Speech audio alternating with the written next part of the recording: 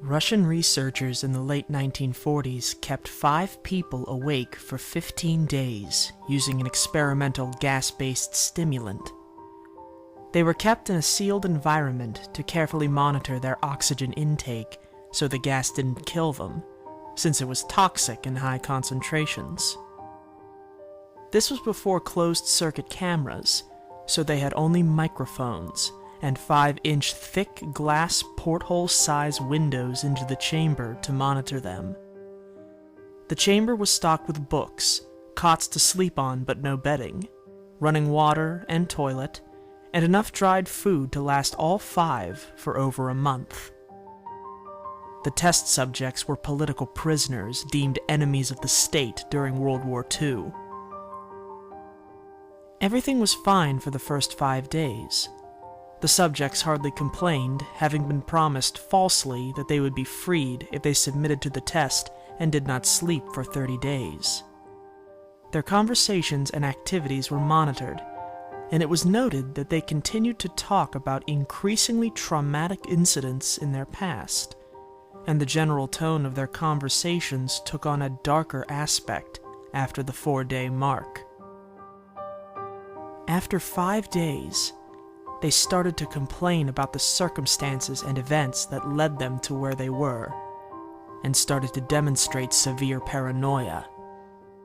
They stopped talking to each other, and began alternately whispering to the microphones and one-way mirrored portholes. Oddly, they all seemed to think they could win the trust of the experimenters by turning over their comrades, the other subjects in captivity with them. At first, the researchers suspected this was an effect of the gas itself. After 9 days, the first of them started screaming. He ran the length of the chamber, repeatedly yelling at the top of his lungs for 3 hours straight. He continued attempting to scream, but was only able to produce occasional squeaks. The researchers postulated that he had physically torn his vocal cords. The most surprising thing about this behavior is how the other captives reacted to it.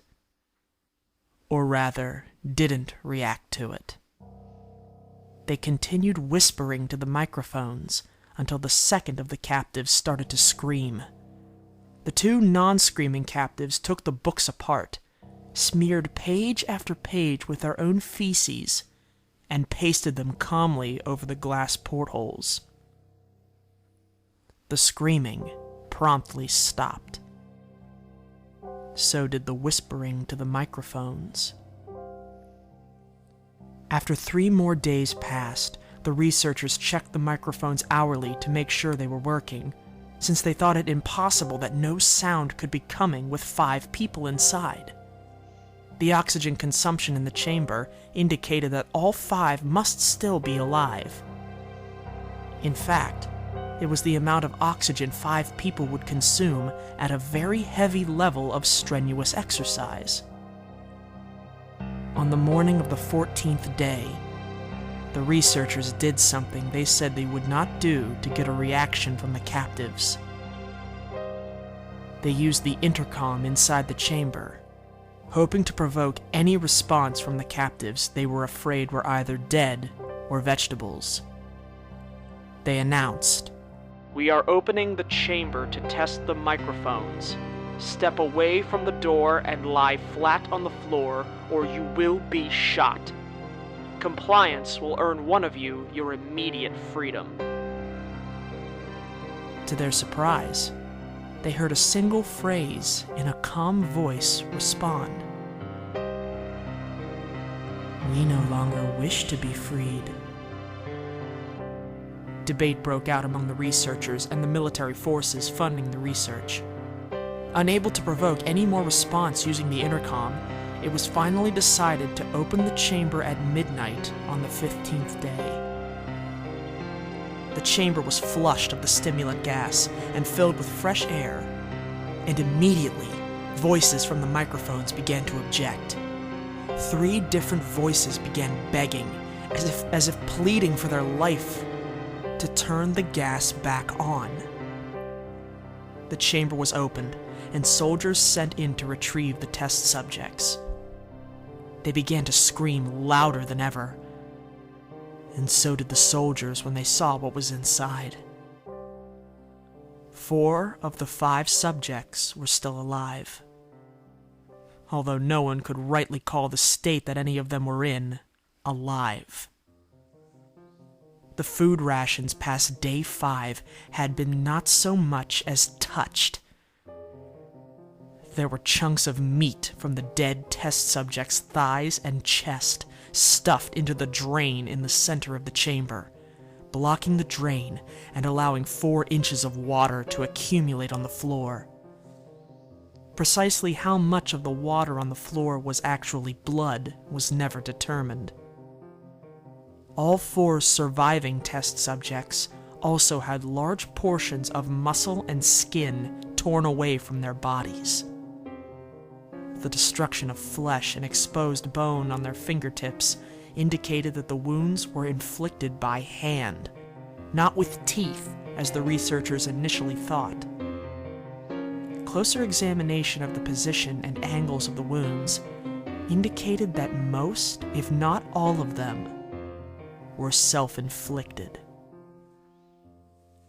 The abdominal organs below the ribcage of all 4 test subjects had been removed. While the heart, lungs, and diaphragm remained in place, the skin and most of the muscles attached to the ribs had been ripped off, exposing the lungs through the ribcage. All the blood vessels and organs remained intact. They had just been taken out and laid on the floor, fanning out around the eviscerated but still living bodies of the subjects. The digestive tract of all 4 could be seen working, digesting food.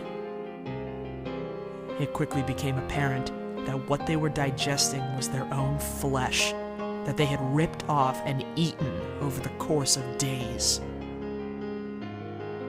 Most of the soldiers were Russian special operatives at the facility, but still many refused to return to the chamber to remove the test subjects.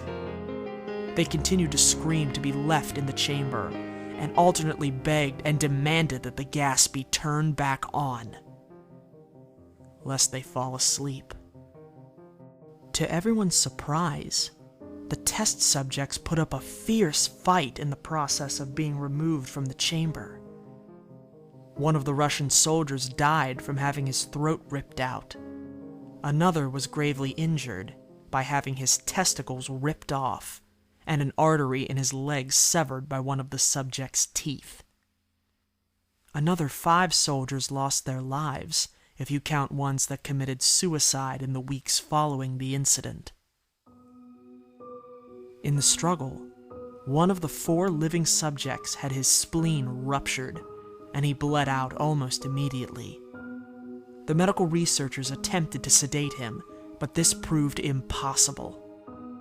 He was injected with more than 10 times the human dose of a morphine derivative, and still fought like a cornered animal, breaking the ribs and arm of one doctor.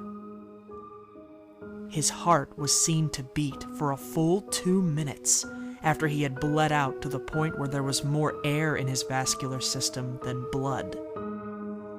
Even after it stopped, he continued to scream and flail for another 3 minutes, struggling to attack anyone in reach, and just repeating the word "more" over and over, weaker and weaker, until he fell silent.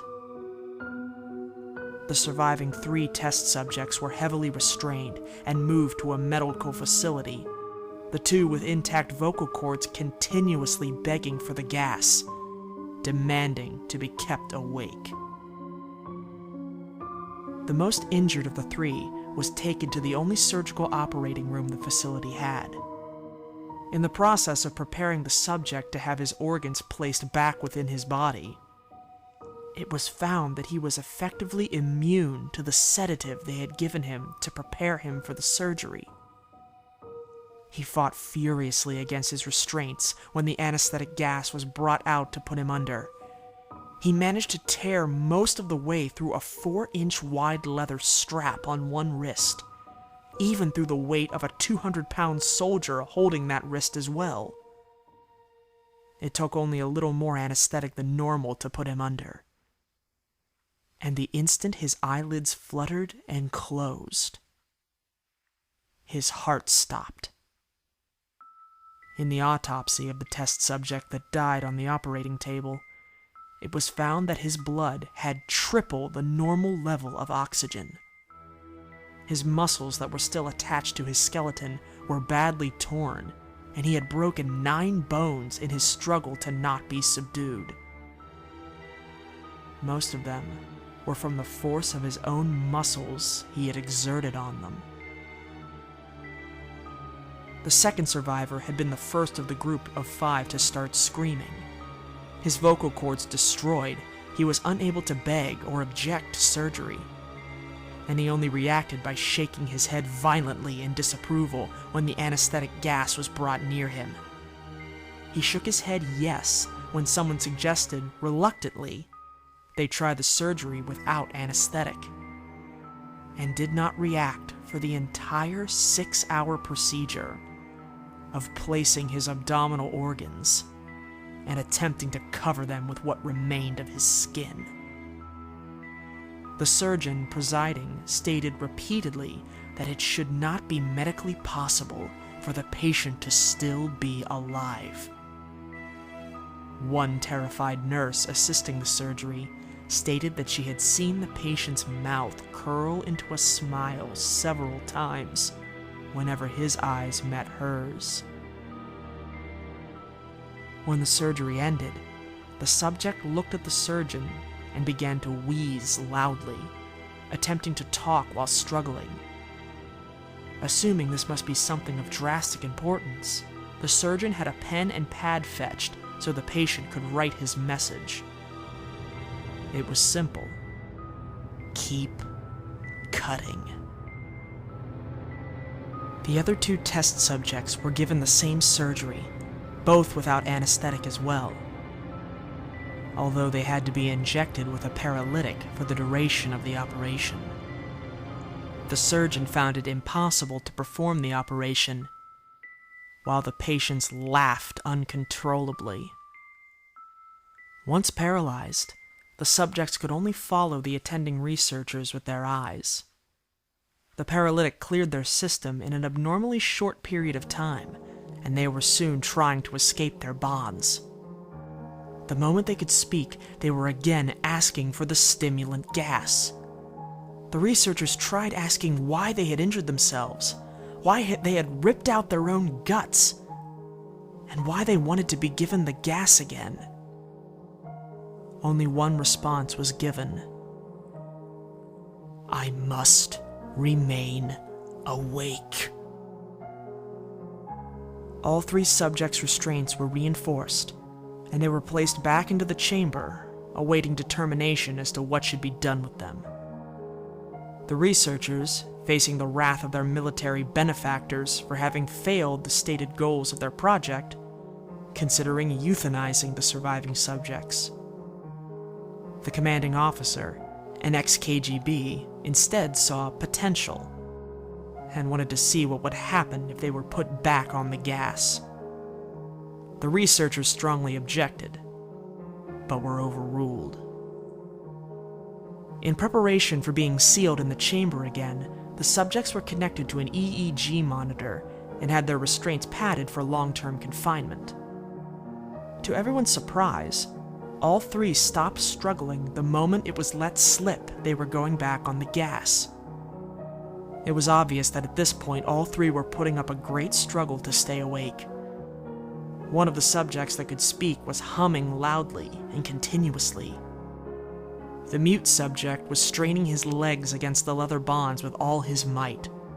First left, then right, then left again for something to focus on. The remaining subject was holding his head off his pillow and blinking rapidly. Having been the first to be wired for EEG, most of the researchers were monitoring his brainwaves in surprise. They were normal most of the time, but sometimes they flatlined inexplicably. It looked as if he were repeatedly suffering brain death before returning to normal. As they focused on paper scrolling out of the brainwave monitor, only one nurse saw his eyes slip shut at the same moment his head hit the pillow. His brainwaves immediately changed to that of deep sleep, then flatlined for the last time as his heart simultaneously stopped. The only remaining subject that could speak started screaming to be sealed in now. His brainwaves showed the same flat lines as one who had just died from falling asleep. The commander gave the order to seal the chamber with both subjects inside, as well as 3 researchers.